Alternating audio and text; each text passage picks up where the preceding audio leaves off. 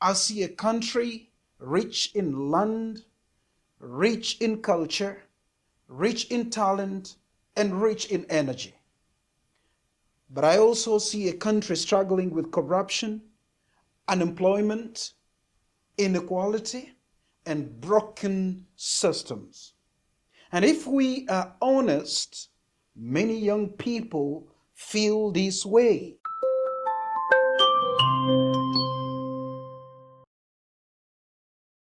Good morning, good afternoon, good evening, the youth of Uganda. The power Uganda is waiting for. My brothers and sisters, the youth of Uganda. Let me speak to you not as a politician, not as a lecturer, but as someone who believes deeply in what you carry inside your hearts.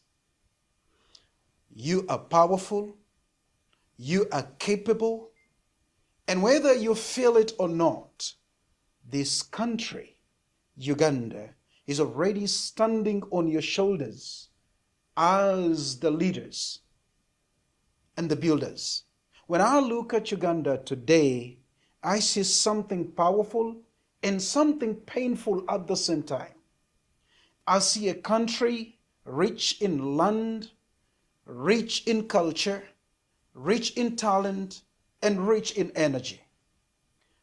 But I also see a country struggling with corruption, unemployment, inequality, and broken systems. And if we are honest, many young people feel this way, and they are tired. Tired of waiting, tired of promises, tired of systems that seem to reward connections instead of competence. And some of you have reached a dangerous place, a dangerous stage. Not anger, not even frustration, but a stage of hopelessness. But listen carefully. Hopelessness is the most dangerous enemy of a nation, because once the youth lose hope, the future is silently buried. But here is the truth we must confront. Uganda is one of the youngest countries in the world. Over 75% of the population is below the age of 30. This is not a problem. This is a power source. Because look at countries like Singapore, South Korea, and Rwanda, just our neighbor here. They faced similar challenges. They faced instability and limited resources, but they transformed because their youth became productive, they became disciplined, and they became forward thinking. We need youth who can build businesses, who can innovate in agriculture, who can create technology, who can tell Ugandan stories, African stories, who can develop communities and lead with integrity. Let's talk about reality. Unemployment is high, but opportunity also exists. It exists in digital skills, entrepreneurship, agribusiness, creative industries, and innovation. The problem is not only lack of jobs. Sometimes it is lack of preparation, lack of discipline, and lack of direction. You cannot expect transformation outside when there is no transformation inside you. You cannot fight corruption in the government while practicing corruption in your own life. And let's be honest, cheating in exams is corruption. Lying to achieve something is corruption. Fornication and adultery is corruption. Avoiding responsibility, wasting hours daily on scrolling, these are small seeds of corruption, but they grow into big national problems. Because a corrupt nation is built on corrupt habits. But here is the beauty of it.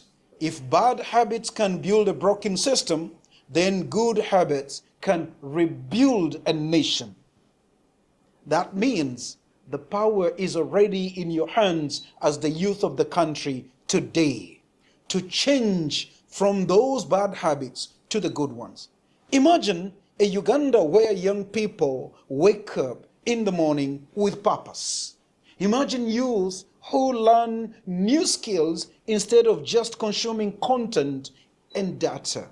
Imagine youth who build brands instead of tearing others down. Imagine youth who collaborate instead of competing in negativity. Imagine youth who respect their time like it is money. And yes, because time is money. Your phone is not your enemy, but your misuse of it is your enemy. Your environment is not your enemy.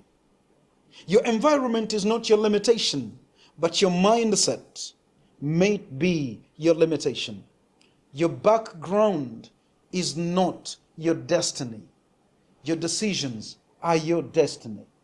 And therefore, my brothers and sisters, the youth of Uganda, let me challenge you.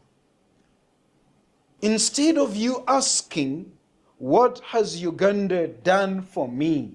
Start asking, what can I build within Uganda? Because nations are not changed by complaints. They are changed by committed people. History does not remember spectators. It remembers builders. It remembers thinkers. It remembers those who rise when it is hardest to rise. And this is your moment as the youth of the country. Not tomorrow, not next year, right now. The statement we grew up hearing that youth are the leaders of tomorrow, that statement was misunderstood because tomorrow is not coming. Tomorrow is today. You are not preparing to lead. No, you are already leading through your actions, through your mindset, through your influence. So what kind of a leader are you becoming? A distracted leader or a reactive one? Or a focused, disciplined, and purpose-driven leader as a youth of today? Uganda is calling you not to fight in the streets, but to fight through ideas, not to destroy systems, but to build better ones. Uganda is calling you not to wait, but to act. So stand up, dear youth of Uganda. Focus up, wake up, grow up, and show the world that the youth of Uganda are not a problem to manage, but a power to unleash. Because when you rise as the youth of Uganda, Uganda will rise. Thank you very much for God and my country.